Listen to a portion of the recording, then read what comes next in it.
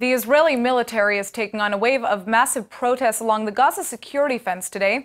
The so-called March of Return protests have been set to coincide with the moving of the U.S. Embassy from Tel Aviv to Jerusalem, which has just taken place. The Gaza Health Ministry claims that around 1,000 Palestinians have been injured and around 37 killed in clashes as Israel defends itself. The army says at least 3 of those Palestinians killed were shot down as they attempted to lay a bomb on the border. Right now, 50,000 people are currently taking part in the protests, but more than 100,000 Palestinians are expected to join in. The IDF is warning that hundreds plan to breach the Gaza border fence and massacre Israeli civilians. At least 5 wildfires have already broken out on the Israeli side of the Gaza border after several incendiary kites were flown into Israel from the coastal enclave. Israeli firefighters and emergency personnel are on the scene.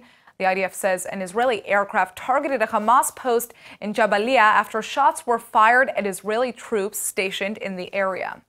The Shin Bet has just released a statement claiming that Iran is funding Hamas's efforts to promote violence and attacks against Israel under the cover of these mass demonstrations. Gaza protesters are setting tires on fire to send thick plumes of smoke into the air at several spots along the border, and others are hurling rocks at soldiers.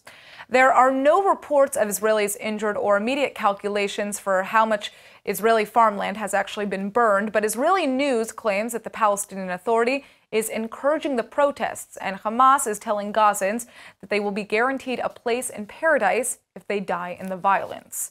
Early this morning, Israeli military aircraft dropped leaflets over the Gaza Strip to warn Palestinians from approaching the fence separating the coastal enclave from the IDF, saying Hamas is trying to hide many of its failures by endangering your lives. Don't be puppets in the hands of Hamas.